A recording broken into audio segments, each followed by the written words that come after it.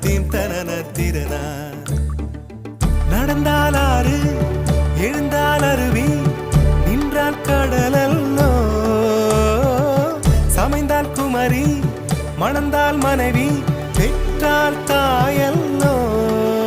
சிறு நதிகளே நதியிடும் கரைகளே கரை தொடும் நுரைகளே நுரைகளில் இவள் முகமே.